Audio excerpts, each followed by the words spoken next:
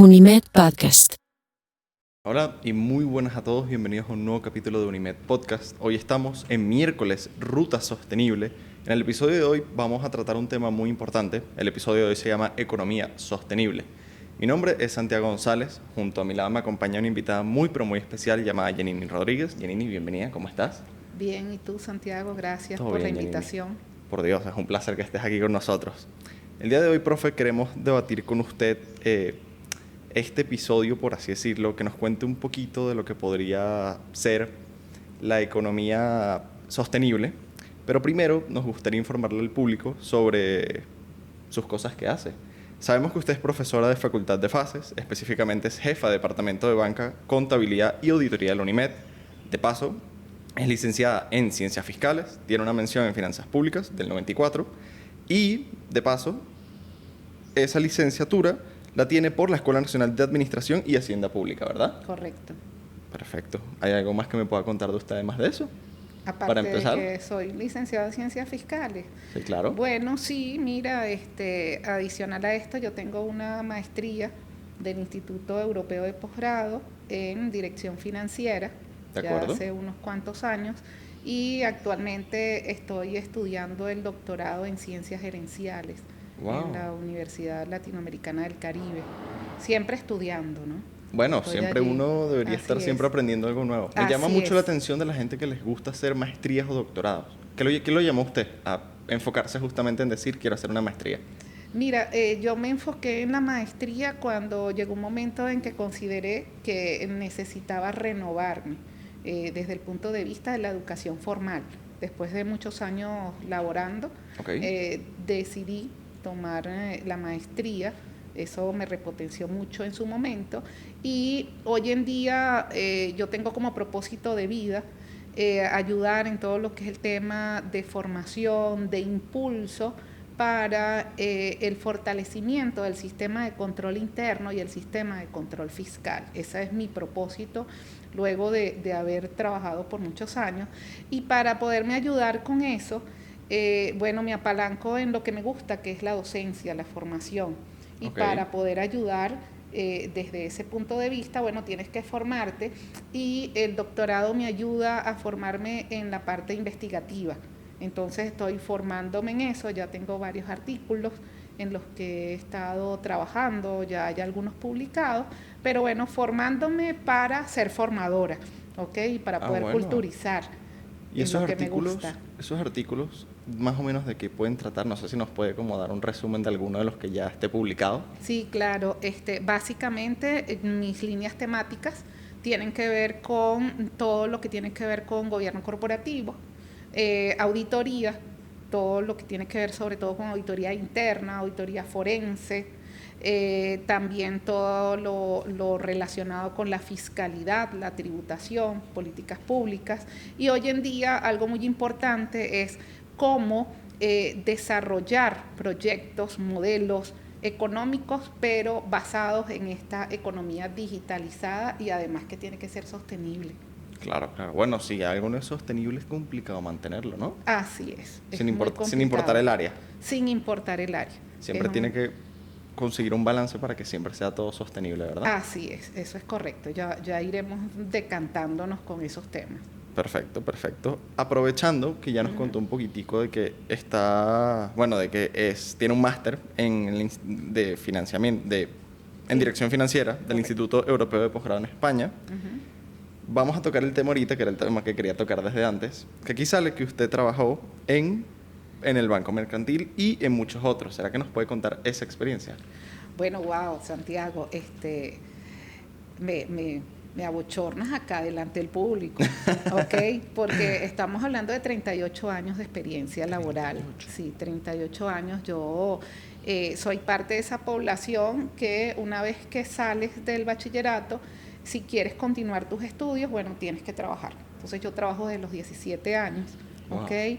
Mi primer trabajo fue en una tienda como auxiliar contable. Sin embargo, inmediatamente paso a trabajar en el extinto Banco Maracaibo. En su época era el banco más antiguo del país. En esa época tenía 100 años. Allí estuve yo aproximadamente 7 años en el Banco de Maracaibo. Posteriormente trabajé en el Venezolano de Crédito, específicamente en Bencred. Luego estuve aproximadamente por unos 4 años en el Banco del Orinoco. Luego salí del sector bancario, un poco para oxigenarme, además que en el momento fue una época de cambio importante en el sistema financiero. Entonces, te estoy hablando del año 95, 97, por esa época.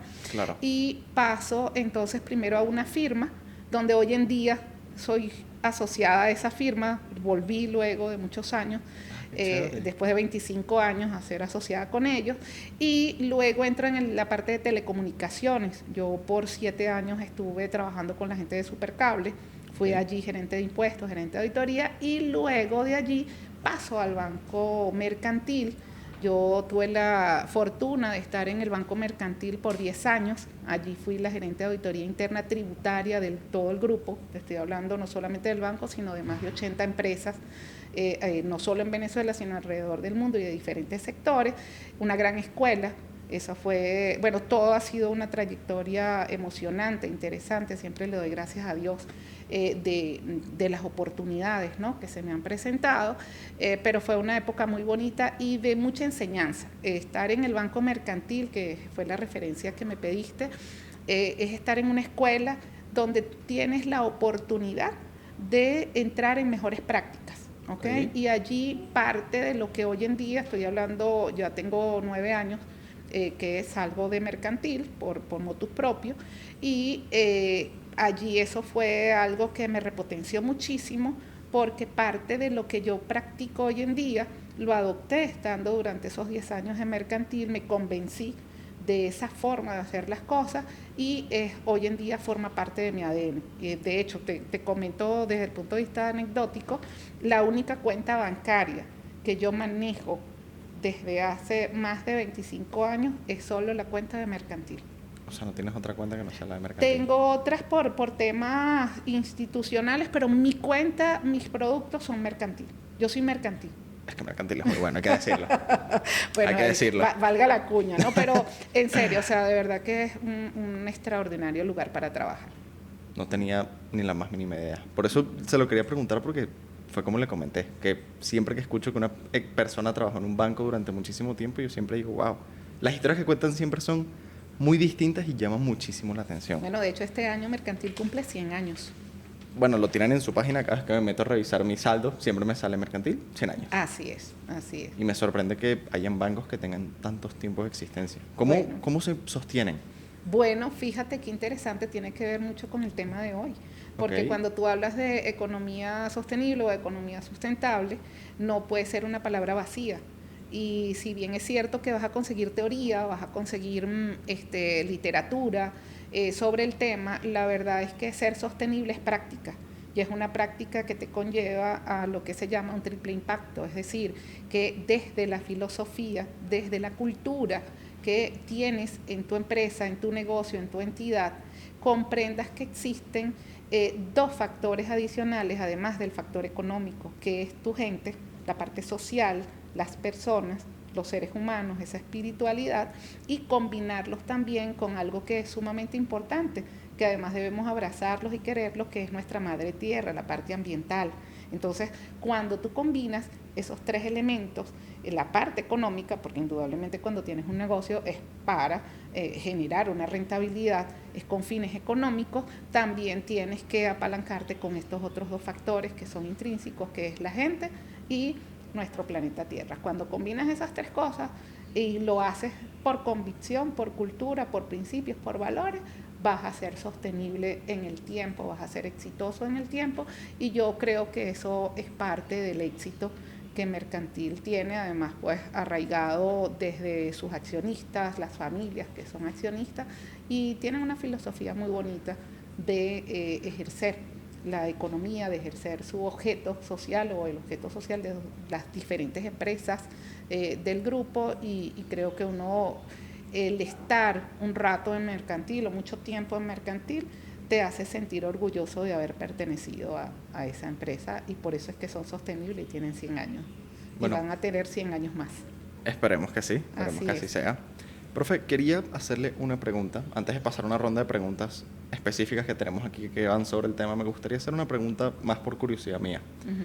¿Cómo funciona o más o menos cómo en su momento las personas dijeron necesitamos una forma de como que la gente pueda tener cuenta? O sea, más o menos cómo se crea la idea de crear un banco para que la gente pueda tener cuentas donde se pueda mover dinero. Eso nunca lo investigué yo por cuenta propia, pero siempre me llamó la atención. Y ahora que le tenemos a usted aquí hoy, la voy a aprovechar para hacerle esta pregunta. Ok, bueno, es importante que sepas que yo soy bancaria, más no banquera, pero sin embargo, al estar tantos años en la banca, ¿Ok? el sistema bancario, los bancos como tal, forman parte de lo que se llama el sistema financiero, ¿ok? Y tú no puedes ver el banco como algo solo que está allí, sino que también tienes que verlo acompañado con dos primos hermanos, por así decirlo, que es el sistema bancario, también todo lo que tiene que ver con el sistema asegurador y todo lo que tiene que ver con el mercado de valores. Esos tres subsistemas son los que te sostienen el sistema financiero, ¿ok? De cualquier país, de cualquier jurisdicción. De Ok. hecho, nosotros podemos hablar de sistemas financieros nacionales y de sistemas financieros internacionales, ¿ok? Pero ¿qué es un sistema financiero? Bueno, a mí me gusta un símil que escuché hace muchísimos años, lo vi hace muchos años y lo adopté, y es que el sistema financiero como tal son las venas, ¿ok? Por donde está todo el torrente del intercambio de dinero Ok. en un mercado, en un sistema, en una economía, ¿ok? Y hay tres elementos fundamentales en cualquier economía, que es el gobierno, las empresas y las familias. Entonces, para que ellos puedan intercambiarse, para que ese dinero que va desde los que tienen excedente a los que tienen déficit pueda circular, pueda estar allí, es necesario el sistema financiero, siendo entonces la banca o el sistema bancario parte integral y fundamental para que esto se dé, ¿correcto? Entonces, desde que comienza a existir el intercambio a nivel de monedas, y pudiéramos decir que hay un antes y un después de Bretton Woods, ¿ok? Después de la Segunda Guerra Mundial, comienza todo el tema del auge bancario. Banco como tal, propiamente dicho, los podemos ver y por eso tú puedes decir, bueno, este banco tiene 100 años o 120 años, etcétera, porque se remonta de finales del siglo XIX, principios del siglo XX, y luego hay todo un florecimiento de la banca después de la Segunda Guerra Mundial. No voy a hacerte una historia aquí porque no es el tema de hoy, sin embargo es muy interesante. Y luego de los años 80 hemos tenido una evolución bien importante del sistema bancario con la banca universal y con la apertura de los sistemas financieros, donde es atractivo estar en la banca. Y yo diría, voy un poco más allá, no solamente en la banca, sino también en la actividad aseguradora y en el mercado de valores, es decir, en la actividad financiera. Por lo tanto, sí vale la pena el tema de banco, y en este instante además hay algo que es fabuloso, que seguramente más adelante lo tocaremos, que es el tema cripto, el tema de la economía digitalizada y el tema de los bancos digitales. Entonces, el hecho de que cambies el canal, el medio, no quiere decir que cambie la naturaleza de lo que es la banca. Entonces, para mí la banca es eso, son las venas, es ese sistema circulatorio que te ayuda a que circule el dinero entre los que tienen ese excedente y los que necesitan el manejo de ese dinero. Perfecto. Profe, ya que tocó el tema de las partes cripto, ¿cómo hacen los bancos que todavía no adaptan, por así decirlo, para su público esa área? ¿Cómo podrían adaptarla? O sea, ¿cómo podrían, digamos, en un futuro, porque todavía lo veo muy lejos, los bancos acá poder permitirle a sus usuarios comprar y venderles criptos entre ellos? Bueno, yo creo que eso es evolutivo. ¿Ok? Ningún cambio. Es más, voy a devolverme para darte la respuesta, ¿no? Yo creo que hoy en día hay un problema que tenemos con todo tan acelerado, y es que queremos respuestas rápidas. ¿Ok? Entonces, si tenemos algo que surge el lunes, el día jueves o viernes ya nosotros queremos tener una respuesta y que esa respuesta sea eficiente. ¿Sabes qué es interesante? Que los verdaderos cambios se dan de una forma un poco más lenta, porque realmente tienes que crear todas las bases. Cuando estamos hablando de tema cripto, la verdad es que tenemos, o este boom de las criptos surge más o menos a partir de 2018, a ver si lo recuerdo bien. Y estamos hablando de un tema que se ha venido desarrollando fuertemente en los últimos 10 años. Entonces, hay que darle tiempo a los sistemas para estudiarlos, para entrar en temas tecnológicos innovativos, para poder crear el proyecto, probarlos y decir esto me funciona. Entonces, cuando estás pasando de un modelo de banca, yo diría tradicional, que ha sido gestado tal como lo vemos ahora, después de los años 80, entonces en este momento que vas hacia esa banca digital y que ese mundo cripto es parte de esa banca digital, pues entonces sencillamente vas trabajando como en dos autopistas. Entonces eso es algo que en este momento se está trabajando, ya inclusive a nivel mundial. Grandes instituciones financieras que al principio no veían con buenos ojos el tema cripto, ya están trabajando en eso. Hay todo un camino que se ha desarrollado relacionado con cripto, y en el caso venezolano además ha sido bien interesante porque nosotros fuimos uno de los primeros países que desarrolló normativa cripto. ¿Okay? Acuérdate que esto está basado en lo que es la tecnología blockchain.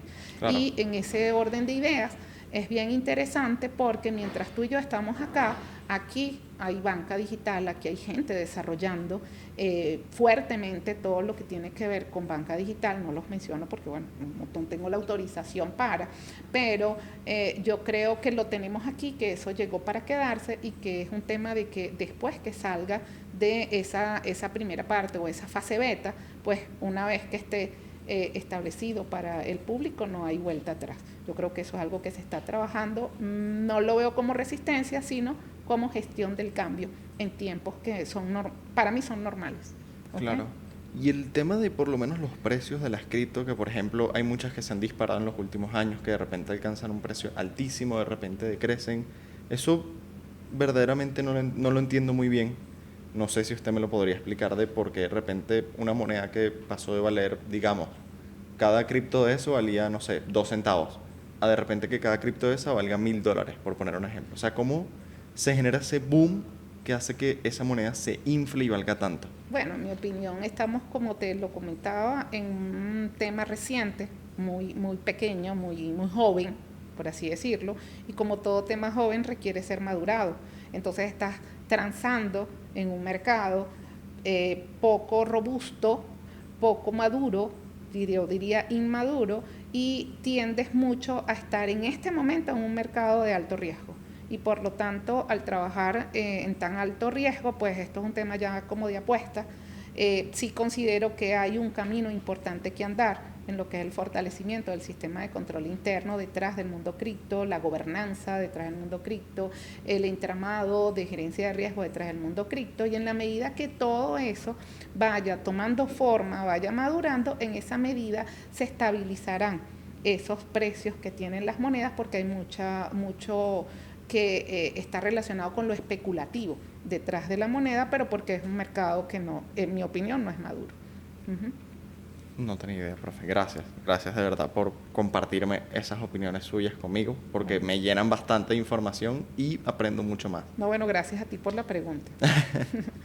Profe, ahora vamos a pasar a las rondas de preguntas, que van más con el tema del episodio del día de hoy, para que nos enfoquemos ya como tal en lo que viene siendo economía sostenible. Vamos a empezar por lo menos con esta de aquí. ¿Cuál es la importancia de preservar los recursos naturales en el funcionamiento de una economía sostenible? Bueno, eso es crítico. Okay. Porque ¿cuántos planetas tenemos y dónde vivimos? Bueno, en uno solo. Entonces, si vivimos en uno solo, si tenemos un solo planeta Tierra, y yo lo llamo Madre Tierra también, pues lo tienes que conservar. Porque hay por allí un dicho que dice, mira, yo puedo tomar un árbol hoy, lo convierto en leña, y me caliento hoy estoy calientita. Pero ese árbol que yo acabo de utilizar es un árbol que ya no va a dar frutos, ni va a florecer, ni va a contribuir para el oxígeno de mis hijos y de mis nietos. Entonces, cuando tú entras en esa filosofía de vida, cuando tú comprendes que la naturaleza no es tuya, sino que tú te debes a la naturaleza, la reconoces, desde ese reconocimiento de esta cápsula donde nosotros vivimos, entonces tú comienzas a pensar cómo desde tu modelo de negocio, desde tu entidad, lo que tú vayas a desarrollar para generar la rentabilidad de ese modelo de negocio debe convocar al tema de la naturaleza. Y allí está a mi manera de ver ese foco donde no puedo en este momento desarrollar un plan de negocio, desarrollar un modelo de negocio sin considerar los efectos y las consecuencias que esto tiene con la naturaleza. Entonces hay que considerarlo. Vale, importante, claro. Bueno, hay que mantener el planeta vivo, eso es lo primero, para que todo lo demás funcione. Así es, así es. ¿Qué tal, profe, este de aquí? ¿Qué papel juega el consumo responsable en la economía sostenible? Bueno, es crítico. ¿Y por qué es crítico el consumo responsable en la economía sostenible? Porque ¿para qué yo creo un negocio? Para generar. Pero yo ¿para qué creo un negocio, Santiago? Para que yo digo, oye, voy a crear esta fábrica de zapatos o voy a crear esta fábrica de esa camisa que tú tienes o la que yo tengo o la del micrófono. ¿Para qué? Porque alguien lo va a consumir, porque alguien lo va a demandar. Mi idea de negocio surge porque yo creo que alguien lo va a comprar y ese alguien es el consumidor.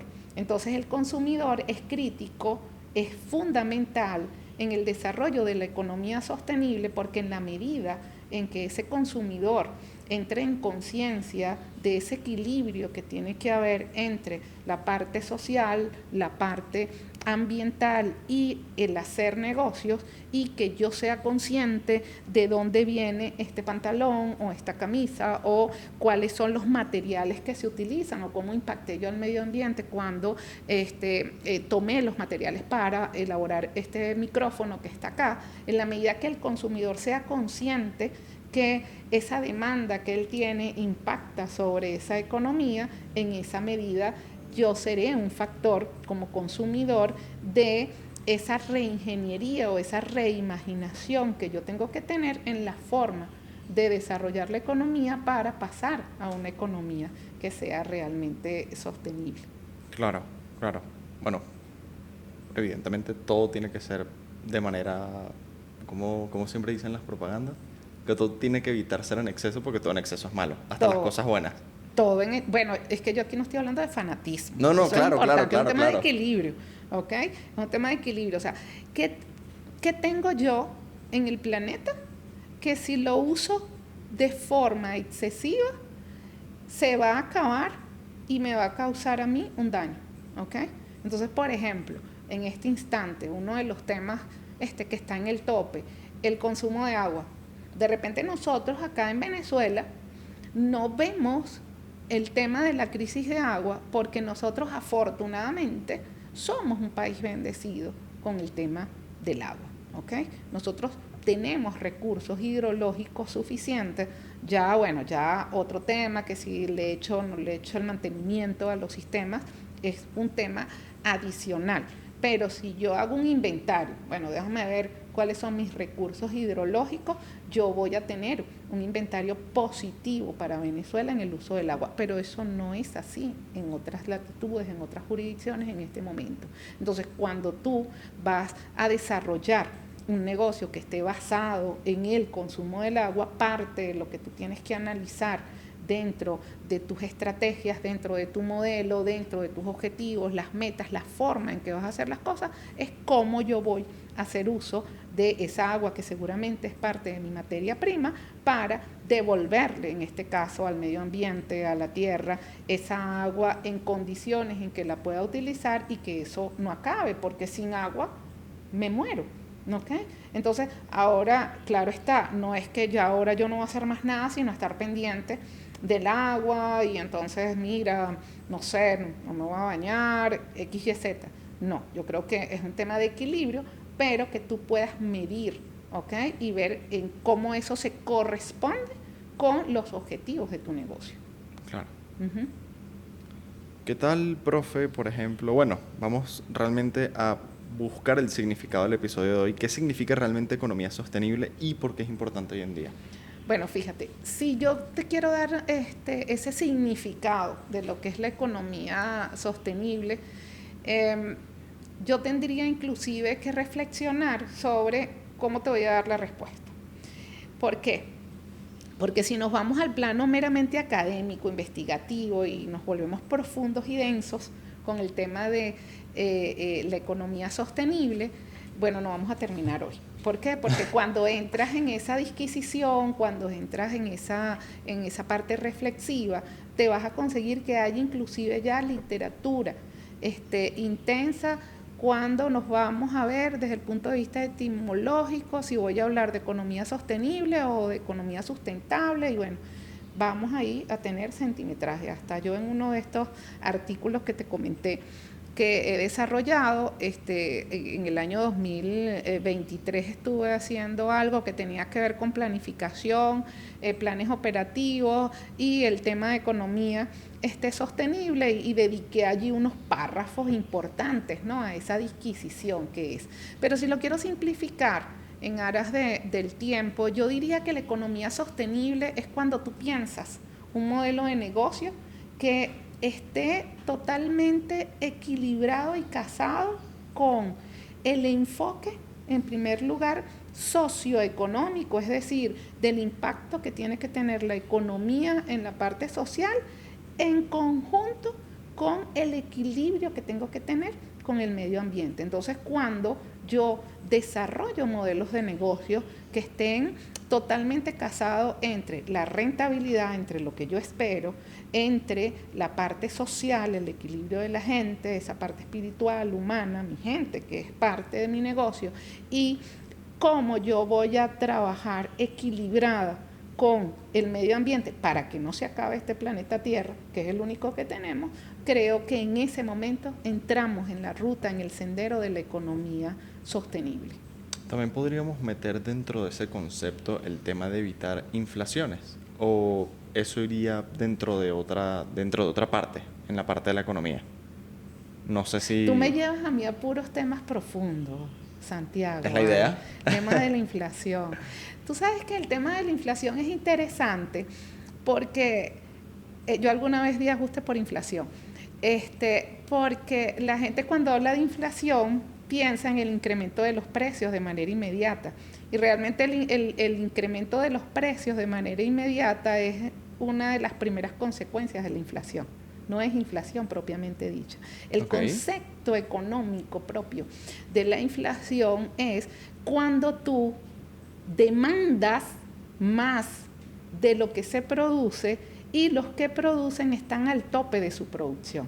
Entonces, esa pregunta que tú haces es bien interesante porque si yo tengo un aparato productivo que está al 100%, ¿correcto? Y tú consumes el 100% de esto, pero ahora me demandas un 20% más, yo en este momento no tengo cómo responderte a esa demanda de ese 20% más y tiendo entonces a incrementar el precio porque entonces solamente pueden acceder allí los que están al 100%. Por lo tanto, cuando hablamos de inflación también hablamos de sostenibilidad. ¿Por qué? Porque en las primeras etapas de la inflación, si lo ves desde ese punto de vista que yo te acabo de plasmar en este instante, bueno, la inflación pudiéramos decir que es buena porque te va motorizando el crecimiento de la economía y te va incentivando a que tú desarrolles formas para incrementar esa producción, ¿correcto? Pero cuando entramos en un proceso de inflación descontrolada, ya sea que ya pase de un nivel de inflación a inflación pues acelerada o a una hiperinflación e inclusive para mí el peor de los estadios que es esta inflación, no vamos a entrar en tantos tecnicismos, entonces en ese momento estás atentando contra el equilibrio económico de una nación, de todo un sistema, y estás atentando contra esa tranquilidad psicosocial y económica que tiene que tener su gente e inclusive esa estabilidad que tiene que tener un Estado, una nación con respecto a sus indicadores macroeconómicos. Por lo tanto, entrar en temas de inflación atentan contra esa economía sostenible. O sea, tener inflación básicamente es como meterle la pata a esa economía sostenible, es como una piedra en el camino. Tener inflación baja, un poquito de inflación es bueno para la economía, Ok. ¿ok? Pero si a ti se te descontrola la inflación, entras a esas inflaciones galopantes y luego puedes entrar y no sabes cómo controlarlas, descontrolas entonces todo el sistema y allí es donde viene el problema, cuando no tienes políticas económicas, políticas monetarias y políticas fiscales que te lleven a controlar el tema inflacionario, atentan contra esa economía sostenible. Y hablando en temas que siempre me ha llamado la curiosidad, que yo siempre cuando leo las noticias veo que no, este país logró reducir su inflación por tanto por ciento con estas medidas. ¿Cómo hace un país, digamos que no sé, a usted le entregan un país, a usted le dicen, usted tiene que ahorita buscar un equipo y evidentemente usted para buscar medidas económicas que puedan reducir la inflación sin afectar tanto a la población? O sea, ¿cómo funcionan esas medidas para que Bueno, las inflaciones se reduzcan y la gente pueda decir, wow, estoy viendo el cambio, estoy viendo que mi dinero está empezando a valer más y que ya no vale lo mismo de antes? fíjate qué interesante tu planteamiento, Santiago, porque tiene que ver con algo que yo te mencionaba cuando hablábamos de lo que es el concepto de economía sostenible, que es el equilibrio socioeconómico. El equilibrio socioeconómico es un tecnicismo donde tú dices, bueno, ¿cuáles van a ser las políticas económicas que voy a implementar en este país, pero que le brinden bienestar a mi población? ¿Ok? Ok. Cuando tú estás en ese estadio o a mi estado como tal, entonces tú entras entonces en una serie de tecnicismos que están relacionados con el equilibrio que tiene que haber entre el plan estratégico de ese estado, ¿ok? La política económica de ese estado y dos políticas que son bien importantes, el equilibrio que tiene que ver entre la política monetaria y la política fiscal. Y ambas deben hablarse y deben trasladarse y traducirse en un presupuesto público sano, en un presupuesto público que sea equilibrado, donde el Estado sepa cuál es su dimensión, de qué dimensión es ese Estado y cuál es el gasto público de ese Estado, pero que ese gasto público se corresponda con los ingresos ordinarios de ese Estado. Es decir, si yo, es igualito como en tu casa, Ok. si yo tengo un gasto de 100, yo tengo que saber de dónde va a venir el ingreso de ese gasto, ¿ok? ¿De Que me va a acuerdo? cubrir ese gasto. Si yo tengo un ingreso que está por debajo, comienzo a tener ese déficit fiscal y comienzo a tener problemas, ¿ok? Entonces, cuando tú dices, oye, ¿cómo voy a combatir la inflación? Parte de cómo combatir la inflación es tener equilibrio en esas políticas, pero además tener todo un desarrollo de políticas públicas que te permita tener una relación armoniosa entre el sector público y el sector privado para brindar ese bienestar manteniendo adecuadamente indicadores macroeconómicos que beneficien a el país, indicadores en su balanza comercial, que manejes adecuadamente los riesgos geopolíticos, lo que es tu relacionamiento con otras naciones, porque bueno, no estás solo, estás en todo un mundo, ¿no? Entonces, todos estos elementos tienen que ver con ese bienestar, ese equilibrio y con mantener a raya el tema inflacionario. Claro. Pero entonces sí podemos quedar de que un país siempre requiere de un poquitico de inflación para que la economía funcione de manera próspera. Sí, porque si no puedes caer, ¿no? Que es el tema de deflación, Ok. que también pasa lo mismo. Puedes ver el caso, por ejemplo, de Japón, cuando ha bebido por esto, con estos temas, porque todo también se estanca, no creces, ¿ok? Y no hay esa motivación. Y también puedes tener, pues, o sea, una inflación de un 1% no daña a nadie. De un Claro. 2% no daña a nadie. Por el contrario, allí es un poquito de grasa, ¿no? Por lo menos yo así lo veo, un poquito de grasa que está allí. El problema es cuando estás permanentemente en grados inflacionarios muy elevados, que es el caso nuestro, que ya tenemos muchísimos años con el tema de inflación. Claro. O sea, muy pero muy bajo no ves crecimiento. Si está muy muy muy muy alto, tampoco ves crecimiento. Ves No, crecimiento aún menos. O sea, así es. entonces siempre Deterioras la economía. debería estar siempre en un punto medio, ni muy Deberías alto ni estar allí muy... equilibradito, deberías estar cercano al cero, pero despegado hacia arriba, 1 Claro. o 2% de inflación. Ujú. Vale. Profe, le traigo una dinámica muy divertida que quizás le puede gustar. Esta dinámica va usted a tomar un rol de una auditora donde usted valorará si la situación es sostenible o no. Ok, A su vez, usted tendrá en su equipo de asesores a un empresario y un ecologista. La dinámica se llama Habemos Sostenibilidad. Ok. Vamos a pasar primero con esta de aquí, que me llama mucho la atención. Esta va de prohibir los plásticos de un solo uso en las empresas. El empresario dice, los reemplazos son caros y ahogarán a los PYMEs.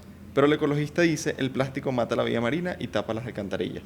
Auditoría interna te dice, preséntame un plan de acción correctiva donde consideres el triple impacto y donde veamos cuáles van a ser los objetivos y las métricas de cara a la rentabilidad del negocio, a la parte social y a la parte, en este caso, ambiental. Es decir, cómo vas a desarrollar un proyecto para pasar del plástico de un solo uso a reusable. Pero todo esto tiene que estar basado en información objetiva y fáctica. Es decir, debes presentarme unos criterios objetivos que permitan al negocio entender que efectivamente tienes que entrar en esa mejora. ¿Okay? Por eso aquí en la parte de auditoría interna es muy importante el criterio. Los auditores internos no somos opinadores, pero sí tomamos conclusiones sobre lo que evaluamos. Pero esas conclusiones no son subjetivas, están basadas en criterios que tienen que ser objetivos. Perfecto, profe. ¿Qué tal está aquí? Una cadena de supermercados propone construir en un bosque local una cadena de supermercados. El empresario te dice, bajará precios y creará empleo, pero el ecologista te dice, destruirá hábitats y aumentará el CO2. Ok, volvemos otra vez al triple impacto. Okay. Pero además este punto es bien interesante, porque en el caso de la cadena de supermercado tienes que ver, ahí no evalúas solamente al supermercado, sino toda su cadena de valor. ¿Por qué? Porque la cadena de valor de los supermercados es bien interesante, porque tú tienes que ver, bueno, quiénes son mis proveedores, a quién le compro lo que estoy vendiendo, ¿correcto? Entonces seguramente ahí tienes que ver quiénes son tus locales, quiénes están, qué productos tienes importados, qué productos tienes en la región, porque ahí tendrías que motivar también, oye, comprar productos en la región, por ejemplo. Eso es un elemento que tienes que considerar y, insisto, siempre soportado con criterios, ¿correcto? El otro tema es el transporte, cómo hacer esa movilidad de esos productos que voy a vender en el supermercado, cómo va a ser esa red de transportistas que utilizan gas, utilizan diésel, utilizan carros eléctricos, por ejemplo, ¿okay? ¿Cómo es esa movilidad para esa racionalización, ese uso racional del combustible, de la energía para mover el vehículo? Claro. ¿Cómo es el empaque, por ejemplo? ¿Qué empaques ecológicos? Hace rato me preguntaste con el tema del plástico, ¿no? Sí. Entonces, oye, ¿qué producto voy a colocar allí? Ese es otro elemento. ¿Quiénes son mis consumidores? ¿Cómo es la infraestructura? Si voy a dañar el ambiente, ¿qué elementos voy a utilizar en la construcción de ese inmueble, por ejemplo, para dañar lo menos posible al medio ambiente? Entonces, es bien interesante hacer ese tipo de auditorías. Me parece bien. Me parece bien que le llame mucho la atención, porque entonces la pegamos con la dinámica. Ah, bueno, está bien. Vamos a hacerle una última, profe, porque nos estamos quedando sin tiempo. Déjeme ver cuál de estas tres agarro, porque las tres son muy interesantes. Esta de aquí. Una empresa hotelera quiere construir en la playa amenazando los manglares. El empresario te dice, atraerá turismo y divisas. Pero el ecologista te dice, los manglares protegen contra los huracanes. ¿Dónde pescarán los locales? Todas las preguntas que me haces son súper difíciles, ¿vale? Y densas. Fíjate, Santiago, es interesante eso, porque yo no sé si tú sabes, pero para que un manglar se regenere, pueden pasar 50, 60, 70 años. Entonces, fíjate que cuando entras en conciencia de esto, entonces tú allí es donde cambias tu modelo de negocio. Porque, ¿qué pasa? A mí no me gusta mucho, digamos, y tirarle piedra, por así decirlo, a las decisiones del pasado. Porque yo considero que cada decisión que tú tomas está muy relacionada a la información que tienes en ese momento, es decir, a tu momento epistemológico, por así decirlo. Yo tomo una decisión en el año 85, pero basada en el entorno y en lo que está ocurriendo en el año 85 o en 1890, ¿ok? Entonces la decisión que puedo tomar hoy en día es distinta a la que tomé en ese momento. ¿Por qué? Porque tengo otro tipo de información. Entonces, esta información que yo te estoy dando en este momento no se tenía, por ejemplo, cuando se hicieron los grandes desarrollos turísticos en Cancún o cuando hubo todo ese desarrollo en Miami o en lo que conocemos hoy en día en Punta Pacífico, por ejemplo, en Panamá. ¿Por qué? Porque no manejábamos este tipo de información que estamos manejando hoy en día. Hoy en día, cuando tú dices, wow, hemos construido estos complejos turísticos o estas ciudades que atrapan al turista. A mí me encanta ir a Miami, me encanta Cancún, correcto. Pero, wow, destruí estos manglares y resulta que esto no se regenera y ahora estoy bajo las consecuencias de las causas, ¿no? Claro. Cuando tú ves eso, entonces eso te lleva en este momento a regenerar y a rediseñar tus ideas de cómo vas ahora a ver el tema del turismo y cómo yo ahora voy a construir un hotel de playa que esté en sincronía y en armonía con el medio ambiente para no destruir esos manglares y para que los pescadores tengan dónde ir a buscar su pesca artesanal, etcétera, etcétera. Entonces, es interesante porque la auditoría que tú haces en esto debe reflexionar sobre lo que tienes y hacia dónde debes ir para no seguir destruyendo el planeta Tierra. Claro. Bueno, profe, voy a aprovechar primeramente a darle las gracias por haber venido, por haber estado aquí con nosotros, por haber permitido, no solamente a mí, sino a todo el público que nos ve y nos escucha, aprender muchísimo más sobre economía y cómo mantener una economía sostenible. Me encantaría también poder ver si en algún futuro podríamos volver a discutir estos temas. Nos gustaría volver a tenerla aquí. Y bueno, muchísimas gracias por haber estado aquí. Gracias a ti, Santiago, por la invitación. Y bueno, yo encantada, estos son temas apasionantes. Se te vuela el tiempo, pues. Se nos voló el tiempo, la verdad. Así es, cuando los estás tratando, pero bueno, espero haberte dado la respuesta que estabas buscando a través de tus preguntas. Sin duda, sin duda. Y gracias. Para todos los que nos escuchan, para todos nuestros oyentes y todos los que nos ven, no se pierdan otro capítulo de Unimed Podcast y nos vemos muy pronto. Hasta luego. Unimed Podcast es grabado en Caracas, en los espacios de la Universidad Metropolitana. Una producción de Unimed Virtual, editado por Ángela Zambrano y Wilhelm Fritz Lindo. Esto fue Unimed Podcast. Suscríbete para más episodios.